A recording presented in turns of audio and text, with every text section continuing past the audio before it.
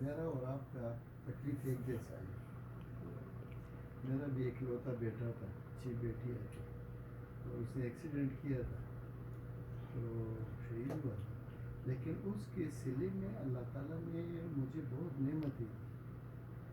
شاید یہ صبر جمیل کا یہ ایک اثر تھا. اور اللہ تعالیٰ نے صرف مجھے نہیں, میری بیوی نے قرآن کریم کی تفسیر پشتوں میں 2 جلدوں میں لکھی, اور ہر صورت کا خلاصہ اور مقصد پھر اردو میں لکھا ہے. اور میں آپ کے لیے تحفہ لایا ہوں. اور انہوں نے ابتدا میں اس کا تذکرہ کیا ہے کہ تو اس میں ہر صورت کا خلاصہ, امتیازات اور ضوابط, اور پھر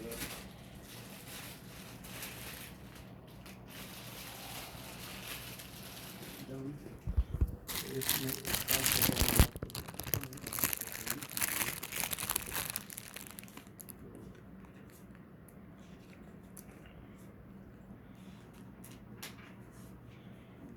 ادھر سے پھر آپ بعد میں پڑھ لیں تو انہوں نے بڑی یعنی اس میں بڑی تسلی ہے.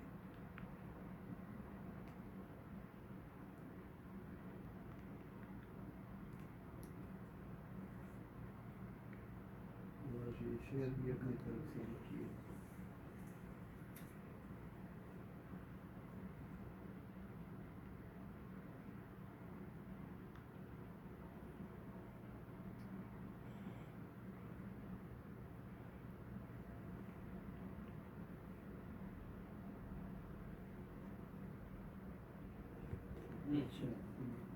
تو میں چونکہ وہ حدیث میں آتا ہے کہ الدنیا سجن المؤمن و جنت الکافر,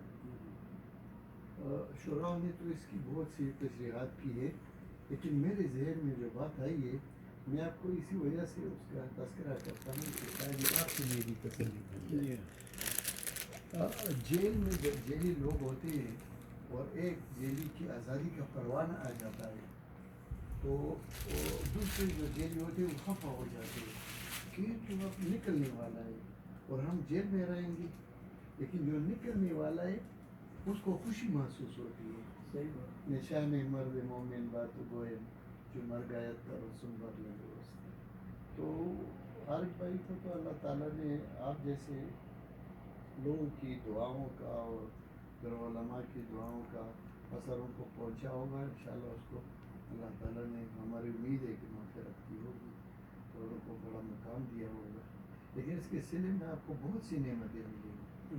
ہمیں ملی بس آپ کو تسلی دینی کی ہے. میں انشاءاللہ 25 کو ادھر سے جاؤں گا, چونکہ ریاض میں آج جی 21 ہے. تو میرے ساتھ بچی بھی آئے ہیں جی, تو پھر ہم ادھر جائیں گے, بیوی اور بچی آئے تو انشاءاللہ مدینہ جائیں گے. تو بس آپ سے ملنے بھی آیا تھا, اور آپ کو ہمیشہ دعاؤں میں بھی یاد کرتے ہیں, اور آپ کی دعائیں بھی ہمیں پہنچتی ہیں. اب 50,000 لوگ درس میں شریک ہوتے ہیں الحمدللہ. تو اب میں اللہ سے شکوے کی محل ہو تو کروں, غم دیے ساتھ ہی غم سے ہی کی راحت دے دی. تو آپ تو الحمدللہ تکڑے ہیں, اور انشاءاللہ عالم ہیں, تو آپ کو تسلی دینے کی تو ضرورت ہی نہیں پڑتی. لیکن انشاءاللہ آپ ثابت قدم رہیں, مضبوط رہیں, انشاءاللہ اس کا صلہ اللہ تعالیٰ آپ کو دے گا.